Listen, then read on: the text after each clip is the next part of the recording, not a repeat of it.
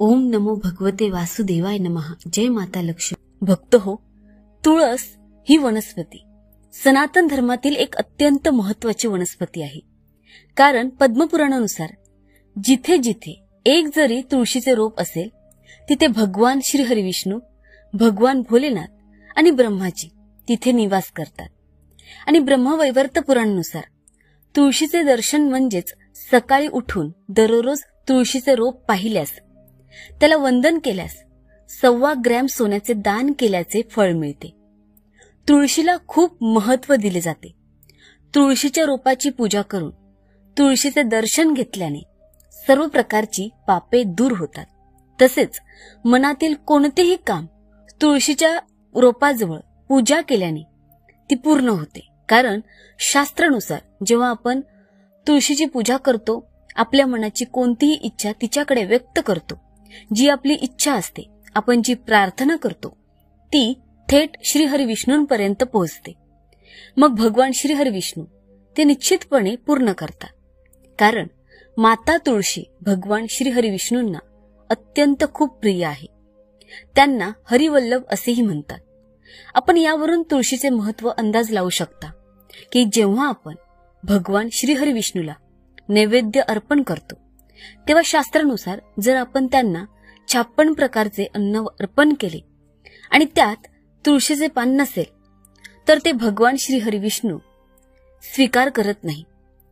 पण जर तुमच्याकडे देवाला अर्पण करण्यासाठी कोणतीही वस्तू नसेल, तुम्ही फक्त भगवान श्री हरिविष्णूंना तुळशीचे पान अर्पण केल्यास तुम्हाला भगवान श्री हरिविष्णूंचा आशीर्वाद मिळतो। त्यामुळे भगवान श्री हरिविष्णू संतुष्ट होतात। म्हणून भक्त हो, सनातन धर्मात तुळशीला खूप महत्त्व आहे। जवळपास प्रत्येक घरात तुळशीचे रोप असतेच असते। पूर्वीच्या काळी घराच्या अंगणाच्या मध्यभागी तुळस लावलेली असे, परंतु आजकाल जागेचा तुटवडा आहे। जागेअभावी आपण गच्चीवर किंवा आपल्या बाल्कनीत तुळशीची लागवड करतो। पहा भक्त हो, तुम्ही कुठेही तुळस लावू शकता। तुळशीचे रोप घराच्या दक्षिण दिशेला नसावे, हे कायमस्वरूपी लक्षात ठेवा। असे झाल्यावर तुमच्या कुटुंबात अनेक समस्या निर्माण होतात। तुळशीचे रोप टेरेसवर किंवा बाल्कनीमध्ये ठेवण्याचा प्रयत्न करा। अशा परिस्थितीतही जर तुळशीचे रोप घराच्या ईशान्य कोपऱ्यात असेल तर ते तुमच्यासाठी सुख समृद्धीचे कारक मानले जाते। तिथे ठेवून तुळशीची पूजा करावी। दक्षिण दिशेला तुळस नसावी याची विशेष काळजी घ्या। मित्रांनो, आजच्या व्हिडिओमध्ये मी तुमच्याशी बोलणार आहे तुळशीच्या संबंधित काही अतिशय प्रभावी उपायाविषयी। शुक्रवार हा उपाय केल्यास लक्ष्मीची कृपा प्राप्त होते, तुमच्या घरात स्थिर लक्ष्मी वास करते। घरात बरकत नाही हा प्रश्न अनेकांना पडतो। बरकत म्हणजे काय? तुम्ही कितीही पैसा कमावता किंवा तुमच्याकडे ज्या मार्गाने पैसा येत असेल, तुमच्या घरात पुरेशी संपत्ती येत आहे, त्यासाठी तुमची गरज आहे, म्हणजे जेवढी तुमची गरज आहे त्यापेक्षाही जास्त पैसे येतो, ते पूर्ण होते, गरज पूर्ण होते, काही पैसे नेहमी तुमच्याकडे येत असतात। तर शास्त्रात असेही सांगितले आहे की संकट काळात पैशाची बचत केली पाहिजे। परंतु जर पैशाचा प्रवाह पूर्ण नसेल तर आपण ते कसे जमा करणार? मग संपत्ती जमा करण्यासाठी म्हणजेच घरात बरकत, आशीर्वाद आणण्यासाठी काही विशेष नियम लक्षात ठेवले पाहिजेत। आजच्या व्हिडिओमध्ये मी तुम्हाला तुळस पूजेशी संबंधित उपाय सांगणार आहे। जर तुम्ही हा उपाय केलात तर तुमच्या घरावर नक्कीच बरकत राहील, आशीर्वाद येतील। याचाच अर्थ घरात पैसे येण्याचे मार्गही मोकळे होतात आणि पैसाही जमा होत राहील। पहा, शुक्रवार हा दिवस लक्ष्मीचा दिवस मानला जातो आणि तुळशीला देवी लक्ष्मीचेच रूप मानले जाते। त्यामुळे विशेषतः शुक्रवारी तुळशीची पूजा करताना काही गोष्टी लक्षात ठेवल्या, जर आपण काही खास नियमांचे पालन केले तर देवी लक्ष्मी आपल्या घरी कायमस्वरूपी येते। सुख समृद्धी तिथेच राहते। माणसाला अखंड सौभाग्य प्राप्त होते, मनोकामना पूर्ण होते। कारण शास्त्रात तुळशीला सर्व कामे पूर्ण करणारे दैवी वृक्ष मानले गेले आहे। शास्त्रात तुळशीची पूजा करण्यासाठी 2 दिवस अत्यंत महत्त्वाचे सांगितलेले आहे। त्या दिवशी तुळशीजवळ कोणतेही विशेष मनोकामना केली तर ती नक्कीच पूर्ण होते। गुरुवार आणि शुक्रवार हे 2 दिवस भगवान श्री हरिविष्णू आणि माता लक्ष्मीचे दिवस मानले जातात।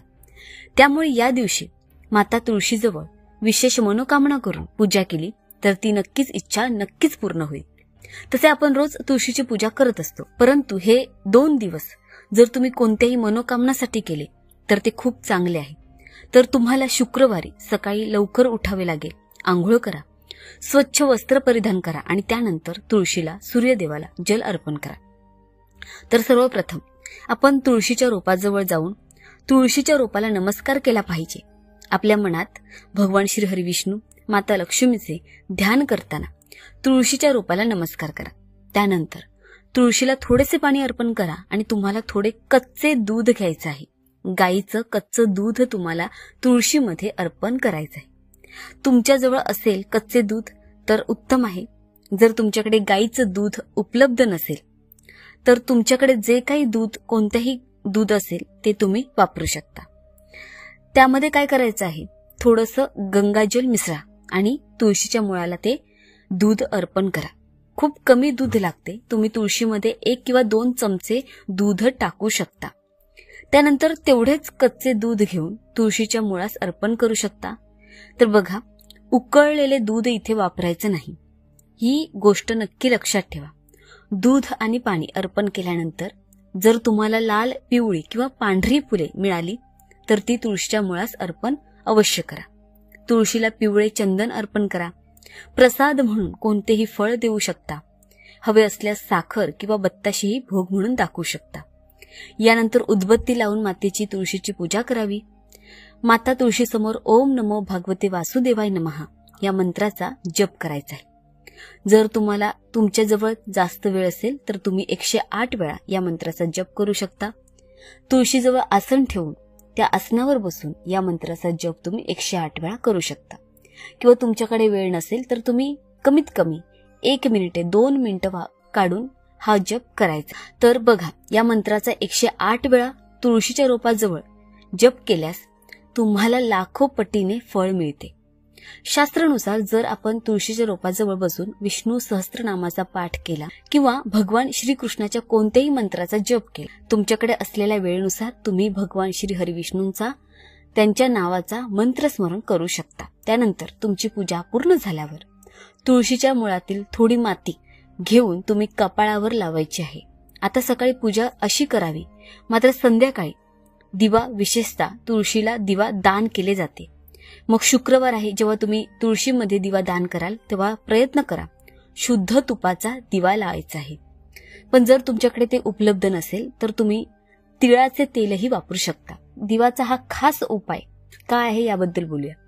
तुम्हाला तुमच्या घरात बरकत हवी असेल, जर तुम्हाला तुमच्या घरात महालक्ष्मीचा वास कायमस्वरूपी हवा असेल तर तुम्हाला शुक्रवारपासून हा दिवा लावायचा आहे. दररोज संध्याकाळी तुळशीच्या खाली त्याच प्रकारे दिवा दान करायचा आहे. कारण आज मी तुम्हाला जे सांगते तो असा काही दीपक आहे, इच्छा पूर्ण करणारा दिवा आहे. त्यासाठी एक दिवा घ्या. तुम्ही मातीचा दिवा घेऊ शकता किंवा तुमच्याकडे जर पितळेचा दिवा असेल तर तोही वापरू शकता. पण जर तुम्ही मातीचा दिवा वापरत असाल तर त्यासाठी तुम्हाला रोज एक नवीन मातीचा दिवा लागेल, कारण तुम्ही मातीचा दिवा पुन्हा पुन्हा तोच वापरू शकत नाही. आता आम्ही पिठाचा दिवा वापरू शकतो का, असा प्रश्न अनेक भक्तांच्या मनात असेल तर होय, अगदी वापरू शकता. तुम्ही कोणताही दिवा घेऊ शकता. त्यात शुद्ध तूप किंवा तिळाचं तेल घालायचं आहे. त्यात फक्त काय करायचं आहे, कापसाची वात वापरायची नाही तर कलावाची वात वापरायची आहे. बघा, नुसती कलावाची वात घालून लक्ष्मीचे आशीर्वाद मिळत असतील तर कलावाची वात नक्कीच वापरा. कलावा म्हणजे काय, हा प्रश्न अनेकांना पडतो. पूजेत आपण जो लाल पिवळा धागा वापरतो, आपल्या हातावर बांधतो, तर त्याला कलावा असे म्हणतात किंवा मौली धागा असे म्हणतात. फक्त कलावाची वात घ्यायची आहे आणि दिवा लावायचा आहे. दिवा लावल्यानंतर त्या दिव्यात 2 वेलची टाकायची आहे. 2 हिरव्या वेलची घ्या. थोडे अत्तर त्यात टाकायचं आहे आणि 2 लवंग, लवंगावरील फूल अखंड असले पाहिजे, तुटलेले नसावे. ही गोष्ट लक्षात ठेवा. या 3 गोष्टी रोज दिव्यात ठेवून दिवा तुम्हाला लावायचा आहे. तर बघा भक्त हो, यातून काय होते, लक्ष्मीला वेलची खूपच प्रिय आहे. दिव्यात वेलची वापरल्याने धन मिळते. यासोबतच जेव्हा आपण दिव्यात अत्तर वापरतो, समाजात आदर वाढतो, मान सन्मान वाढतो, कीर्ती प्राप्त होते. देवी लक्ष्मीला सुगंध खूप आवडतो, म्हणून गुलाबाचा सुगंधित अत्तर घेण्याचा प्रयत्न करा. तर तुम्ही हे वस्तू वापरावे. तुम्हाला देवी लक्ष्मीचा विशेष आशीर्वाद मिळतो. आणि त्याशिवाय तुम्ही वापरत असलेल्या लवंग वापरल्याने घरातील नकारात्मक ऊर्जा दूर होते. कोणत्याही प्रकारची नकारात्मक ऊर्जा तुमच्या घरात असेल, खूप कलह होत असेल, त्रास झाला असेल, अनेक आजार असतील, कोणीतरी केलेल्या तंत्रमंत्राचा प्रभाव असेल, घरातून सर्व प्रकारचे वास्तुदोष, ग्रहदोष, नकारात्मक ऊर्जा दूर होते. जोपर्यंत घरात नकारात्मक ऊर्जा असते तोपर्यंत लक्ष्मीचा घरात प्रवेश होत नाही, तर घरात आशीर्वाद येत नाही. त्यामुळे लवंगाचा वापर रोज दिव्यात करायचाच आहे. त्यामुळे रोज संध्याकाळी दिवा लावताना जर तुम्ही या 3 गोष्टी जोडून घरात तुळशीजवळ दिवा लावला तर तुमच्या आयुष्यात कधीही पैशाची कमतरता भासणार नाही. हा प्रयोग तुम्ही रोज करू शकता. मात्र दिवा लावताना दिव्याच्या खाली आसन ठेवायचं आहे. आसन काय वापरायचं आहे तर अखंड तांदूळ किंवा फुलांची पाकळे तुम्ही दिव्याच्या खाली ठेवून दिव्याला आसन देऊन तो दिवा तिथे लावायचा आहे. त्यामुळे जर तुम्ही कर्जात बुडालेले असाल, पैशांची कमतरता असेल, व्यवसायात मोठे नुकसान होत असेल, आर्थिक संकट आहे, पैसा येत नाही किंवा पैसा येतो पण घरात राहत नाही, जर तुम्ही निरुपयोगी गोष्टींवर पैसे खर्च करत असाल तर हा उपाय नक्की करून पहा. तुळशीला फक्त शुक्रवार आणि गुरुवारी दूध अर्पण करायचं आहे. दूध रोज अर्पण केले जात नाही. तुळशीला पण दिवा हा रोज लावू शकता आणि तुळशी मातेला प्रार्थना करू शकता की तुमच्या आयुष्यातील आर्थिक चणचण दूर व्हावी. म्हणजेच तुमच्या मनात जी काही अडचण असेल ती तिच्या समोर सांगितली तर ती खूपच लवकर पूर्ण होईल आणि इच्छा नक्कीच पूर्ण होईल. तर भक्त हो, मला आशा आहे की आजच्या व्हिडिओचा तुम्हाला नक्कीच फायदा झाला असेल. जर तुम्हाला आजचा व्हिडिओ आवडला असेल तर तुमच्यासाठी खूपच उपयुक्त असणारी ही माहिती आवडली असेल तर या व्हिडिओला लाईक करा. पुन्हा भेटूया पुढील व्हिडिओमध्ये. तोपर्यंत श्री स्वामी समर्थ. हर हर महादेव. जय माता दी. धन्यवाद.